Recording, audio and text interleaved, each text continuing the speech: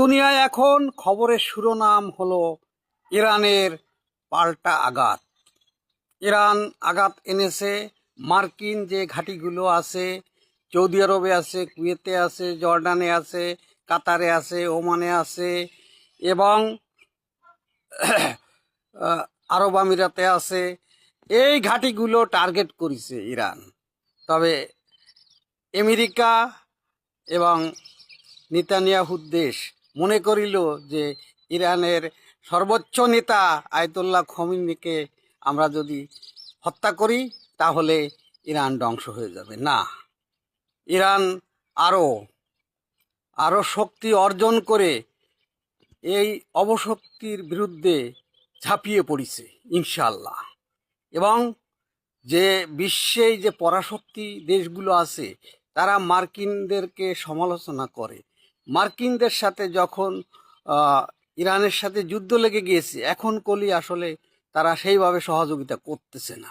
এই সুযোগে তারা যদি সদ্ব্যবহারটি করত তাহলে আমেরিকা গুড়িয়ে যেত, আমেরিকার এই অবশক্তি ধ্বংস হয়ে যেত এবং এই যে ইসরায়েলের যে আগ্রাসন এটি ধ্বংস হতো, আমেরিকার আগ্রাসন ধ্বংস হয়ে যেত।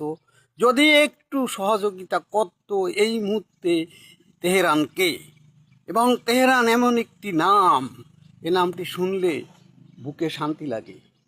ইরানের রাজধানীর নাম তেহরান। এই ইরানে অনেক জ্ঞানী গুণী লোকের জন্ম, কারণ এই দেশটি নাম একসময় পারস্য ছিল এবং এই ইরান হচ্ছে সেই দেশ। এখন বুঝতেছে, সৌদি আরব বুঝতে পারিছে, কুয়েত বুঝতে পারিছে, আরব আমিরাত বুঝতে পারিছে, জর্ডান বুঝতে পারিছে, কাতার বুঝতে পারিছে যে ইরান কেমন শক্তিশালী। এবং আয়াতুল্লাহ খমেনিকে হত্যা করে তারা ভুল করেছে। এবং এখন যদি একটু চীন, রাশিয়া একটু ইরানের সাথে বন্ধুত্বর হাত বাড়িয়ে দেয় তাহলে কলি আমেরিকার পরাজয় খুব নিকটে চলে আসে।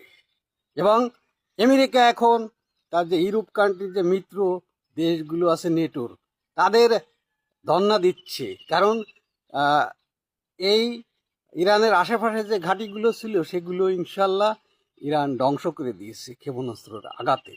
এখন তারা পরাজিত হয়ে এখন ইউরোপ কান্ট্রির জার্মান, তারপরে ফ্রান্স, ইটালি, তারপরে ইংল্যান্ড এদের ধন্না দিচ্ছে যে তোমাদের ঘাঁটিগুলো আমাদেরকে ব্যবহার করতে দাও, কারণ এখন আর পেরে উঠতেছে না।